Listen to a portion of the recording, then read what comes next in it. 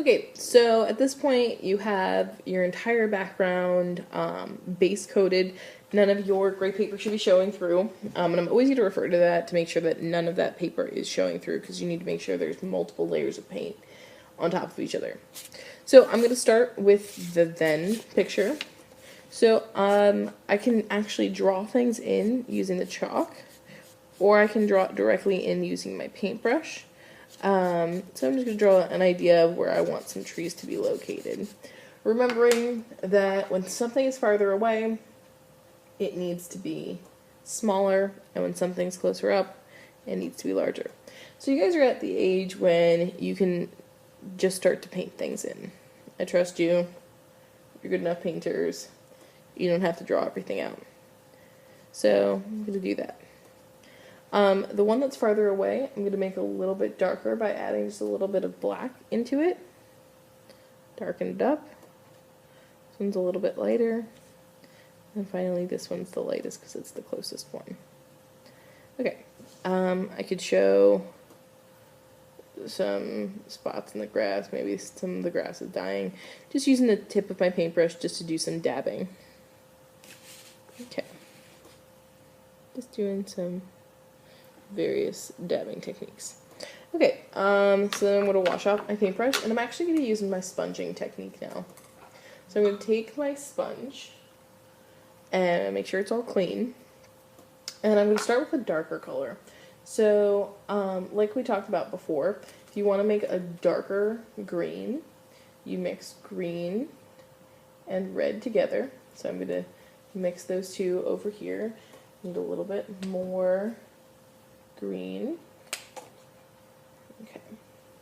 And when you're getting more paint, if you're not getting it directly out of your paint bucket that everyone's using, please make sure that you're only taking less than the size of a dime. Okay, so I'm going to spread this out on here. Remember, use less than you think. And then I'm going to flip this over, and I'm just going to do a sponging tree technique. And I'm going to kind of rotate my sponge. So, okay. So I have one color down. And what I'm actually going to do now is I'm going to take a little bit lighter green, and I'm going to layer it on top of that. So you can actually wait until this dries, or you can just do it directly on top. A little bit lighter, and then finally I might take some yellow and layer just a little bit. And I'm actually only going to, for my layering of the lightest color, I'm actually going to only put a little bit on there. I didn't cover the whole thing, just so that I can say that the sun is coming from over here, and so it's got a highlight over there. Okay. Alright, so before I do the next tree, I need to make sure that this is totally dried. So I'm going to wait and paint something else. In your painting, you need to make sure that you're including natural resources, and that somewhere in your painting you have all of your painting techniques. So if I look at this, we've done overpainting, sponging, dry brushing in the background here. And now, so I still need to do scumbling, I have some stippling, dabbing, and sgraffito. So for the sgraffito, I can pretty much do that in any grass to show texture. But I think I'm actually going to do that in my barn over here. So, I had drawn like a silo the last time. So, my silo, a barn,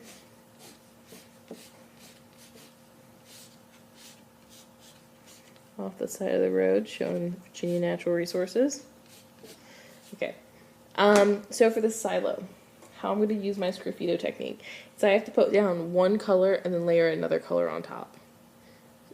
So I want my silo to be gray, and then I'm going to layer white on top of it, so white shows at the end. So let me see what I can do. Taking my paint, making my gray. Okay. So I'm going to paint this directly on top. You cannot do the Sgraffito technique on top of wet paint. You have to wait for it totally to dry. So I have to paint this, And if you want to do it in the same day, the same class period, make sure that you're doing a thin coat underneath the Sgraffito technique. While I'm waiting, I'm going to look at my additional painting techniques. Oh, and I'm going to show you some scumbling. So some scumbling is really good to show pretty much any kind of texture. So I'm actually going to do it over on the barn. So a scumbling is another one of those that you need to layer on top. So I'm going to take my red and I'm going to mix it with some brown. Get kind of like that old rusty look. Take some of it. Alright, I'm going to paint it directly onto here. Remember, when things are farther away, they're darker. So this one's going to be closer up. And then that whole side of the barn over there is going to be darker. As it gets farther and farther away, it's going to be darker and darker. Let me show you what I mean. So it's going to be darker up here, so I'm going to take more of that brown. I'm going to mix it in. So it's going to be darker up here. And then I can actually do some blending.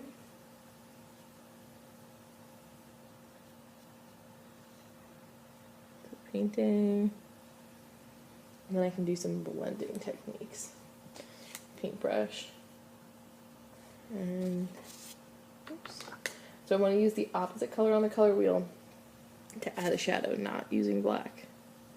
So I'm going to put that back down there. And I can bring that up here. And I'm going to wash out my paintbrush and mix it all together.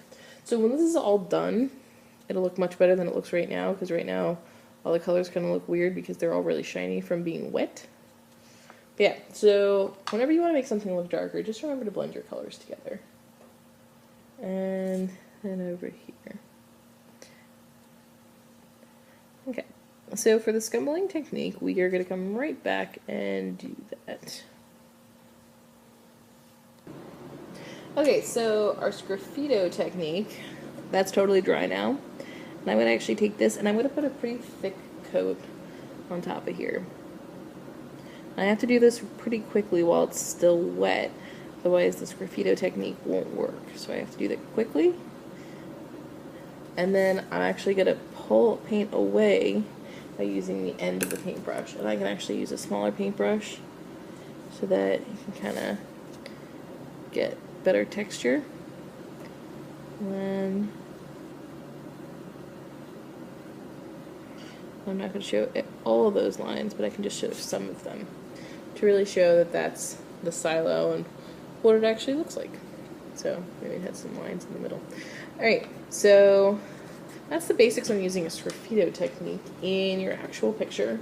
And then the scumbling technique, I'm actually going to use it on the side of the barn here to show that wood texture. So I'm going to do it in the front. I'm going to add a little bit of black to my brown.